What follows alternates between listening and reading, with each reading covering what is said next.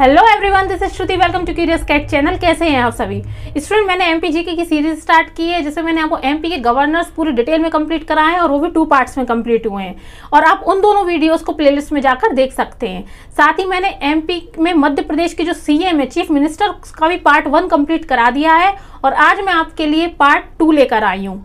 मैं in session को, इन topics को अलग अलग पार्ट्स में इसलिए कवर करा रही हूँ क्योंकि मैं आपके लिए ये क्लासेस बिल्कुल डिटेल में लेकर आई हूँ और एक वीडियो में इसको कवर करना पॉसिबल नहीं हो पाता और आपके लिए भी बहुत बोरिंग होगा। इसलिए मैंने आपकी सुविधा के लिए, आपकी फैसिलिटी के लिए अलग अलग पार्ट्स में सेशन में आपके लिए लेकर आई हूँ, ठीक है। और साथ ही मैंने करंट अफेयर की सीरीज स्टार्ट की है टॉपिक वाइज, आप उसे भी ज्वाइन कीजिएगा क्योंकि करंट अफेयर सारे एग्जाम्स, चाहे वो state PSC, SSC, bank, railway, almost सभी एग्जाम्स में करंट अफेयर पूछी जाती है। इसलिए मैंने करंट अफेयर की भी सीरीज स्टार्ट की है। आपके आने वाले एमपी के एग्जाम्स में कोई भी एग्जाम हो उसके लिए बहुत हेल्पफुल होगी। आप उन सेशन को भी जरूर ज्वाइन कीजिएगा, ठीक है। तो चलिए स्टार्ट करते हैं आज का सेशन, मध्य प्रदेश के चीफ मिनिस्टर का पार्ट 2।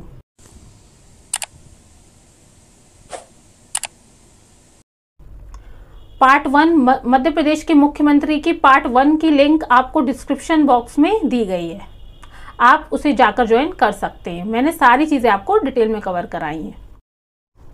देखिए, मध्य प्रदेश के चीफ मिनिस्टर्स का जो पार्ट 1 था उसमें मैंने आपको द्वारिका प्रसाद मिश्र तक करा दिया है। अब मैं आपके लिए कराने वाली हूँ नेक्स्ट गोविंद नारायण सिंह, ठीक है।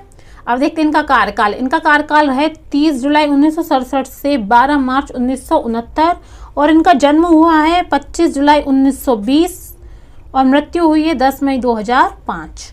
अब बात करते हैं इनके इंपॉर्टेंट फैक्ट्स की। देखिए, जो ये इंपॉर्टेंट फैक्ट्स मैं लेकर आ रही हूँ इनमें से आपको एक ना एक क्वेश्चन जरूर देखने को मिलेगा, ठीक है। अगर आप इन सेशन को ज्वाइन करते हैं, इन फैक्ट्स को कंप्लीट करते हैं, इससे बाहर आपको कोई क्वेश्चन नहीं आने वाला है।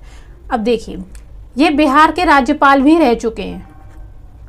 एमपीपीएससी में जो 2020 का एग्जाम 2020 में जो एग्जाम हुआ था उसमें इस तरीके का क्वेश्चन गवर्नर को लेकर आया था कि मध्य प्रदेश के ऐसे कौन से गवर्नर हैं जो हरियाणा से रिलेटेड था, कि हरियाणा के भी वो मुख्यमंत्री या गवर्नर इस तरीके का क्वेश्चन आया है, रह चुके हैं, है ना। तो जो एग्जाम का पैटर्न है मैं उसी तरीके का आपको कंटेंट प्रोवाइड करा रही हूँ, ठीक है। देखिए, ये बिहार के भी राज्यपाल रह चुके हैं। क्वेश्चन बन के आ सकता है कि मध्य प्रदेश के ऐसे कौन से मुख्यमंत्री हैं जो बिहार के भी राज्यपाल रह चुके हैं। आपको डायरेक्ट यही क्वेश्चन बन के आ सकता है। 1941 में आतंककारी कार्य के लिए नजरबंद हुए हैं। 1942 के अगस्त आंदोलन से 1944 तक इन्हें कारावास हुआ है। सन 1952 में ही सामान्य निर्वाचन में विंध्य प्रदेश विधानसभा के सदस्य निर्वाचित हुए हैं। अब देखिए, ये जो है 1952 में सामान्य निर्वाचन में विंध्य प्रदेश के विधानसभा के सदस्य निर्वाचित हुए हैं। ये एग्जाम के पॉइंट ऑफ व्यू से इम्पोर्टेंट इसलिए बन जाता है क्योंकि ये प्रथम इलेक्शन थे लोकसभा के।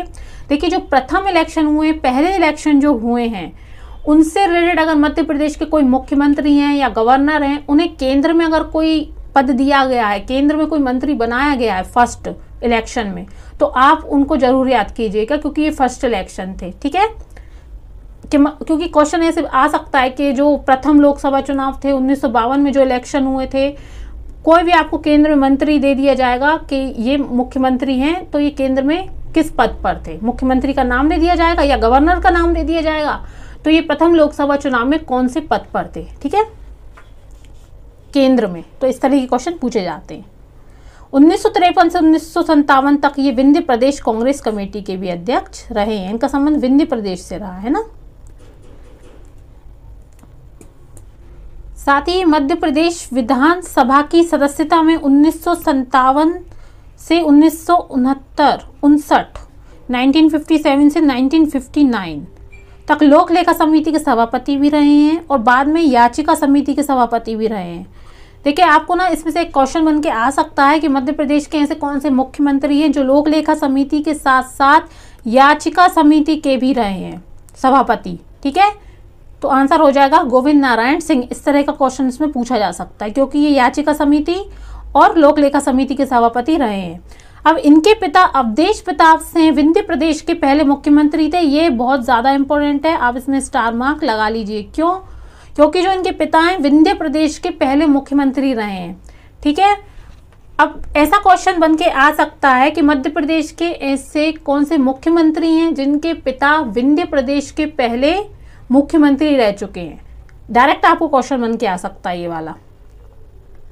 या मध्य प्रदेश के ऐसे कौन से मुख्यमंत्री हैं जिनके पिता का संबंध भी एक मुख्यमंत्री पद से रहा है और वो भी विंध्य प्रदेश से, है ना।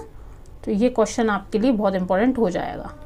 जो जो इम्पोर्टेंट चीज़ें मैं उसको, वैसे तो सारी चीज़ें इसमें इम्पोर्टेंट, लेकिन जो बहुत ज़्यादा इम्पोर्टेंट है, जिसको आने के बहुत ज़्यादा चांसेस हैं, वो ही मैं आपको इसमें साथ के साथ बताती जाऊँगी। चलिए नेक्स्ट देखते हैं। देखिए नेक्स्ट राजा नरेश चंद्र। इनका कार्यकाल 13 मार्च 1969 से 25 मार्च 1969 तक रहा है। इनका जन्म 21 नवंबर 1908 और मृत्यु हुई है 12 सितंबर 1987 में। अब देखिए इनका कार्यकाल कम है ना, 13 मार्च 1969 से 25 मार्च 1969 तक ही रहा है। तो इस तरीके के क्वेश्चंस भी आपसे एग्जाम में पूछे जाते हैं कि मध्य प्रदेश के ऐसे कौन से गवर्नर हैं या ऐसे कौन से मुख्यमंत्री हैं जिनका कार्यकाल सबसे कम रहा है, जिनका कार्यकाल सबसे ज़्यादा रहा है, कौन कितनी बार बनाए गए हैं, सबसे ज़्यादा बार कौन बनाए गए हैं, सबसे कम बार कौन बनाए गए हैं। इस तरीके के क्वेश्चंस आपसे काफ़ी पूछे जाते हैं। ठीक, अब देखते हैं इनके बारे में कुछ इंपॉर्टेंट फैक्ट्स। देखिए ये छत्तीसगढ़ के रायगढ़ जिले की सारंगढ़ रियासत के शासक हैं। मध्य प्रदेश के ऐसे कौन से मुख्यमंत्री हैं जो सारंगढ़ रियासत के शासक भी रह चुके हैं। डायरेक्ट क्वेश्चन पूछा जाएगा तो राजा नरेश चंद्र। रविशंकर शुक्ल के मंत्रिमंडल में 1952 में ये मंत्री रहे हैं। ये मध्य प्रदेश के पहले आदिम कल्याण मंत्री हैं। देखिए ये एग्जाम के पॉइंट ऑफ व्यू से बहुत इंपॉर्टेंट है क्योंकि ये आदिम जाति कल्याण मंत्री हैं मध्य प्रदेश के पहले। ठीक है, और ये मध्य प्रदेश के पहले व एकमात्र आदिवासी मुख्यमंत्री भी रह चुके हैं। ये दोनों एग्जाम के पॉइंट ऑफ व्यू से बहुत इंपॉर्टेंट है। अब देखिए कैसे इसको याद कर सकते हैं, मैं आपको इसको याद करने की ट्रिक बताती हूँ। इनका नाम है राजा नरेश चंद्र। चूंकि जो राजा होता है, जैसे जंगल का राजा हुआ, या जो आदिवासी होते कहाँ रहते हैं, जंगल में। ठीक है, इनका नाम क्या है, राजा नरेश चंद्र। अब आदिवासी से आप क्या रिलेट कर सकते हैं, जो आदिवासी हैं तो इस तरीके के जो एरिया वहीं रहते हैं। तो आप क्या करिए, इसमें जहाँ भी आपको आदिम जाति दिख रहा है, आदिवासी दिख रहा है, ये वर्ड दिख रहे हैं, इन कीवर्ड्स को पकड़िए। और राजा कौन होता है, जंगल का एक, ठीक है, कौन होता है, वो भी शेर, है ना। तो राजा नरेश चंद्र को आप मानिए एक शेर जैसा इनमें वो था, है ना। तो आदिम जाति और आदिवासी मुख्यमंत्री, आप जब जंगल आपके माइंड में आएगा ना तो ये चीज़ आपको याद हो जाएगी कि अगर आदिवासी मुख्यमंत्री आता है या आदिम जाति कल्याण मंत्री आता है, ये आदि से तो आप याद रखेंगे, तो वहाँ आंसर लगाना है राजा नरेश चंद्र। ठीक है, ये आप याद रखिएगा। और ये पहले व एकमात्र रहे हैं, पहले और एकमात्र रहे हैं, इससे भी आप क्या लगाएंगे, राजा नरेश चंद्र। क्यों, क्योंकि राजा एक ही होता है। ठीक है, अब देखिए संविदा सरकार बनाने के बाद ये सबसे कम कार्यकाल के मुख्यमंत्री रहे हैं। जैसा कि मैंने आपको बताया कि इनका कार्यकाल 13 मार्च 1969 से 25 मार्च 1969 तक ही रहा है, 1969 तक ही रहा है। ठीक है, देखिए राजा नरेश चंद्र जो हैं ये प्रथम श्रेणी के मजिस्ट्रेट भी रहे हैं। 1936 से 1937 में महानदी की भयंकर बाढ़ में इन्होंने सक्रिय भूमिका निभाई है। ये भी एग्जाम के पॉइंट ऑफ व्यू से इम्पोर्टेंट है। मध्य प्रदेश के ऐसे कौन से मुख्यमंत्री जिन्होंने महानदी की जो भयंकर बाढ़ है उसमें अपनी भागीदारी दी या सक्रिय भूमिका निभाई थी। 1948 से 1949 में ये नैनीपुर में आयोजित आदिवासी, देखिए इसमें भी आदिवासी लिखा है, आदिवासी सम्मेलन। मैंने आपको ट्रिक बता दी है। अब जब भी मुख्यमंत्री से क्वेश्चन आएगा, आदिवासी सम्मेलन हो गया, आदिम जाति कल्याण मंत्री हो गया, आदिवासी मुख्यमंत्री हो गया, तब आप याद रखेंगे सिर्फ एक ही की पॉइंट। क्या ट्रिक है कि राजा क्या होता है, जंगल में एक ही होता है, इनका नाम है राजा नरेश चंद्र। और राजा पूरे, राजा तो हर जगह एक ही होता है ना। तो चूंकि ये पहले हैं और एकमात्र मुख्यमंत्री हैं, ठीक है, इससे तो आपको याद हो जाएगा। और जहाँ भी आदिवासी आएगा, क्यों मैंने आपको जंगल से रिलेट करके बताया, क्योंकि इनका नाम है राजा नरेश चंद्र और आदिवासी जो है थोड़ा जंगल से बिलोंग करते हैं, तो इसलिए मैंने आपको जंगल से, एक जंगल याद रखिए और एक राजा याद रखिए, तो आपको ये चीज़ याद रहेगी। ठीक है, जहाँ भी आदिवासी आएगा तो उसका आंसर हो जाएगा राजा नरेश चंद्र। 1950 से 1951 के बीच भी आदिवासी मध्य प्रदेश आदिवासी सम्मेलन के अध्यक्ष थे। देखिए, जो नैनीपुर में आयोजित हुआ था तो ये हुआ था 1948 से 1949 में, और जब मध्य प्रदेश में आदिवासी सम्मेलन हुआ है तो ये हुआ है 1950 से 1951 के बीच। आपको इन दोनों में कंफ्यूज नहीं होना है। नैनीपुर वाला 1948 से 1949 और जो मध्य प्रदेश में हुआ था 1950 से 1951। ठीक है, चलिए नेक्स्ट देखते हैं। नेक्स्ट है श्याम शरण शुक्ल। देखिए, श्याम शरण शुक्ल जो हैं ये 3 बार बन चुके हैं मध्य प्रदेश के मुख्यमंत्री। इनका जो कार्यकाल रहा है 26 मार्च 1969 से 28 जनवरी 1972, और नेक्स्ट रहा है 23 दिसंबर 1975 से 30 अप्रैल 1977, और एक रहा है 9 दिसंबर 1989 से 1 मार्च 1990। अब देखिए, ये 3 बार बन चुके हैं क्या मध्य प्रदेश के मुख्यमंत्री। अब इसको याद करने का तरीका देखिए क्या होगा। क्वेश्चन बन के आ सकता है, आपको ऑप्शन दे दिए जाएंगे, 4 मुख्यमंत्री के नाम दे दिए जाएंगे, इनमें से कौन से मुख्यमंत्री है जो मध्य प्रदेश के 3 बार मुख्यमंत्री बन चुके हैं। तो इसको याद करने का तरीका ये है कि इनका नाम क्या है, श्याम शरण शुक्ल। दोनों में क्या आ रहा है, ये तीनों में देखिए श, पहला श, दूसरा श और तीसरा श। कितना इजी आपको सामने आंसर दिया हुआ है, तो इसका आंसर हो जाएगा श्याम शरण शुक्ल। ठीक है, ये 3 बार बन चुके हैं श्याम शरण शुक्ल। ये शाह से आप 3 बार याद रखिएगा, ये इसकी ट्रिक हो गई। अब देखिए, इनका जन्म जो हुआ है 27 फरवरी 1925 और मृत्यु हुई है 14 फरवरी 2007। ये है श्याम शरण शुक्ल जी। इनके बारे में अब देखते हैं कुछ इंपॉर्टेंट फैक्ट्स। देखिए, शुक्ल जी जो हैं ये हैं इनका डाक टिकट। आपसे ये भी क्वेश्चन पूछे जाते हैं कि मुख्यमंत्री गवर्नर्स के जो डाक टिकट भारत सरकार द्वारा कौन से ईयर में जारी किए गए हैं, इस तरह क्वेश्चन बन सकते हैं। मैंने गवर्नर्स में भी आपको पूरे जो इस तरह के क्वेश्चन कंप्लीट कराए हैं, और जो मध्य प्रदेश का जो पार्ट 1 है उसमें भी इस तरह क्वेश्चन आए हैं। जो डाक टिकट से रिलेटेड जो चीज़ें थी वो भी कवर कराई हुई हैं। देखिए, श्याम शरण शुक्ल का जो डाक टिकट है कब जारी किया गया है, 2012। ये ईयर आपको नोट डाउन करना है। ठीक है, ईयर 2012 में इनका डाक टिकट जारी हुआ है। ये मध्य प्रदेश के पहले मुख्यमंत्री पंडित रवि शंकर शुक्ल के पुत्र हैं। ये भी आपके एग्जाम में, और ये 3 बार, जैसे कि मैंने आपको ट्रिक बता दी है कि 3 बार मध्य प्रदेश के मुख्यमंत्री रह चुके हैं। आप कैसे याद रख सकते हैं, श्याम शरण शुक्ल, SSS 3 बार आ रहा है श्याम शरण शुक्ल में, तो आप याद रख सकते हैं। 1942 के भारत छोड़ो आंदोलन में पढ़ाई छोड़कर इन्होंने सक्रिय भूमिका निभाई है। सन 1990 के विधानसभा चुनाव में निर्वाचित होकर नेता प्रतिपक्ष। देखिए, ये नेता प्रतिपक्ष कब बने हैं, सन 1990 में ये नेता प्रतिपक्ष बने हैं। देखिए, नेता प्रतिपक्ष जो है ये भी आपके एग्जाम के पॉइंट ऑफ व्यू से इम्पोर्टेंट है। मैं नेता प्रतिपक्ष भी जो है वो भी आपको कंप्लीट कराऊंगी, लेकिन आपको जो यहाँ पॉइंट्स बताए जा रहे हैं आप उसको याद रखिएगा। ये कब बने हैं, नेता प्रतिपक्ष ने बनाया गया था 1990 में। ठीक है, ये एग्जाम के पॉइंट ऑफ व्यू से इम्पोर्टेंट है, एक ये और एक ये वाला पॉइंट। ठीक, रायपुर के हिंदी दैनिक महाकौशल के ये संस्थापक संपादक भी रहे हैं। ये एग्जाम के पॉइंट ऑफ व्यू से बहुत ज़्यादा इम्पोर्टेंट बनता है कि महाकौशल के संस्थापक कौन रहे हैं। रायपुर का जो हिंदी दैनिक समाचार पत्र है इसके संपादक कौन के, महाकौशल के। मध्य प्रदेश के कौन से मुख्यमंत्री रहे हैं, डायरेक्ट क्वेश्चन आज से पूछा जा सकता है। साथ ही अखिल भारतीय समाचार पत्र के भी पूर्व सदस्य रहे हैं। ठीक, ये सारी चीज़ें इसमें कंप्लीट करा दी मैंने। आप अगर ये सेशन ज्वाइन करते हैं ना, आपको बहुत ज़्यादा हेल्प मिलेगी इन सेशन से। ठीक है, चलिए नेक्स्ट देखते हैं। देखिए, नेक्स्ट है प्रकाश चंद्र सेठी। इनका ये भी 3 बार रह चुके हैं, 26 मार्च 1969 से 28 जनवरी 1972, फिर 23 दिसंबर 1975 से 30 अप्रैल 1977, और नेक्स्ट 9 दिसंबर 1989 से 1 मार्च 1990।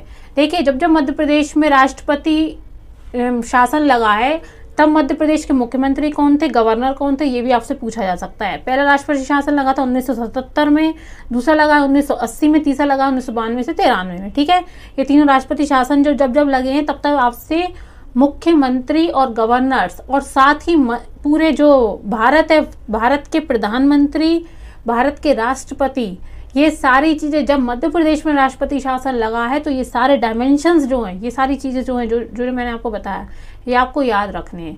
आप ये खुद नोट डाउन करिएगा कि जब जब मध्य प्रदेश में राष्ट्रपति शासन लगाया गया था तब भारत के प्रधानमंत्री कौन थे, भारत के राष्ट्रपति कौन थे, और साथ ही मध्य प्रदेश के गवर्नर कौन थे और मध्य प्रदेश के मुख्यमंत्री कौन थे। ठीक है, ये आप ज़रूर नोट डाउन कर लीजिए, क्योंकि ये इस तरीके से क्वेश्चन आपसे बन के आ सकता है, एग्जाम में आपसे पूछा जा सकता है। नेक्स्ट है इनका जन्म और मृत्यु।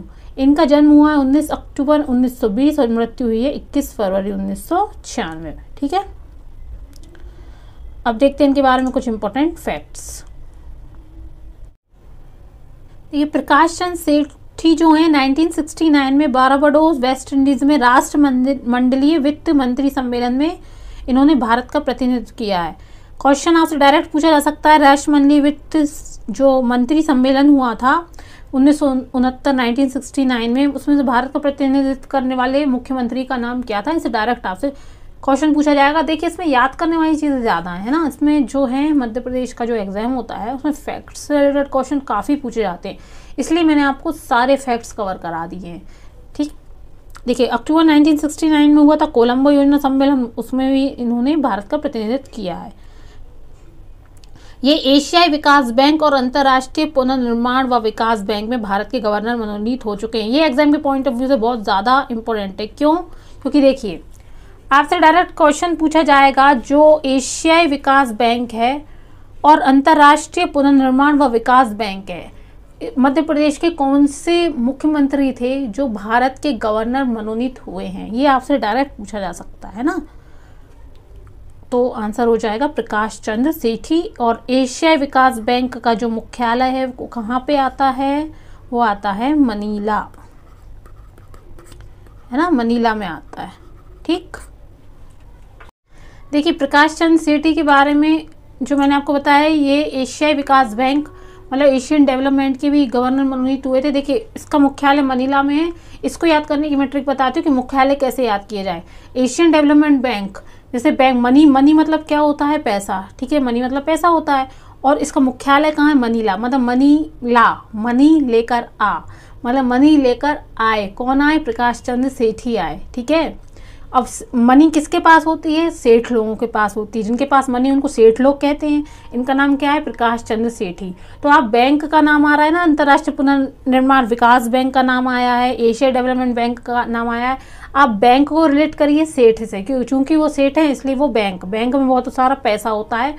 तो और इसका हेडक्वार्टर कैसे याद रखेंगे आप? एशियन डेवलपमेंट, जब एशिया का डेवलपमेंट तभी होगा जब मनी आएगी, तो मनी ला। और ये क्या करने गए थे? ये एशियन बैंक से मनी लेकर आए हैं। ठीक है, जिससे अपने जो राज्य का वो विकास हो सके। तो आप ऐसे ट्रिक्स से याद रख सकते हैं। और वो सेठ है इसलिए वो बैंक के गवर्नर मनोनीत किए गए हैं। क्यों मनोनीत किए गए हैं बैंक के गवर्नर? क्योंकि वो सेठ है।